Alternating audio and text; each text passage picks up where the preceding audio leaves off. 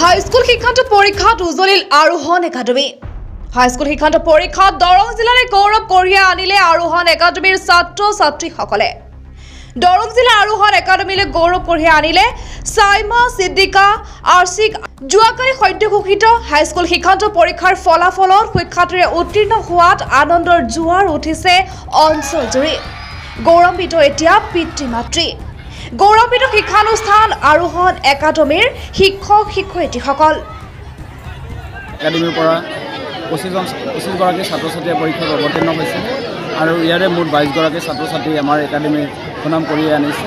তাৰে ভিতৰত এগৰাকী ছাত্ৰীয়ে 80.33% নম্বৰ লৈ আমাৰ একাডেমীৰ সুনাম কঢ়িয়াই আনিছে আৰু তাৰ লগতে 9গৰাকী ছাত্ৰ ছাত্ৰীয়ে আমাৰ একাডেমীৰ পৰা প্ৰথম বিভাগত আৰু 11গৰাকীয়ে দ্বিতীয় বিভাগত উত্তীৰ্ণ হৈছে আৰু 2গৰাকী ছাত্ৰ ছাত্ৰীয়ে আমাৰ একাডেমীৰ পৰা তৃতীয় বিভাগত উত্তীৰ্ণ হৈ আমাৰ একাডেমীৰ সুনাম কঢ়িয়াই আনিছে।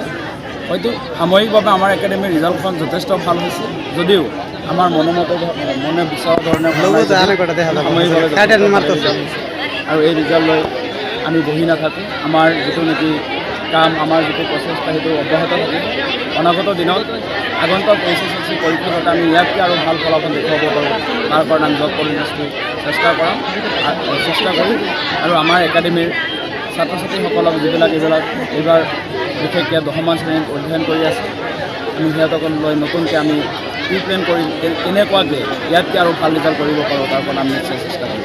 ক'বলৈ গ'লে মই নিজেই ছোৱালীজনীক যিখিনি সুবিধা দিব লাগিছিল সেইটো হয়তো মই দিব পৰা নাছিলোঁ।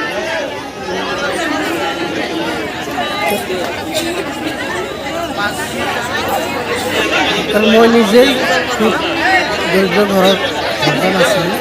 এতিয়াও মোৰ অৱস্থা দৰিদ্ৰতাৰে পাৰ কৰি আছে। এনেকুৱা অৱস্থা এটা ঘৰতে থাকি মই মোৰ ছোৱালীজনীক পৰীক্ষা যে দিলে ক্লাছ 10ৰ আগমুহূৰ্ততে টেবুল এখন কিনি দিবলৈ সক্ষম হৈছিলোঁ। ইয়াৰ আগত মই তেনেকুৱা সুবিধা দিব পৰা নাছিলোঁ। তথাপিতো ছোৱালীজনীয়ে নিজৰ অধ্যৱসায়ৰ জৰিয়তে যিখিনি কৰিছে, মই ভালকৈ সুবিধা দিব পাৰিলোহেঁতেন। সেইটোৱে ছোৱালীজনী যথেষ্ট ভাল ফলাফল দিব পাৰিলোহেঁতেন। গতিকে মই ছোৱালীজনীৰ দীৰ্ঘায়ু কামনা কৰিছোঁ আৰু ভৱিষ্যত শিক্ষা জীৱন যাতে তাইৰ উজ্জ্বল এটা কামনা কৰিছোঁ। লগতে আৰোহণ একাডেমীৰ পৰিয়ালবৰ্গক শুভেচ্ছা জ্ঞাপন কৰিছোঁ, যাতে সিহঁতৰ অনুষ্ঠান মানে অনাগত দিনত ইয়াতকৈও আৰু ভাল ফলাফল লাভ কৰে।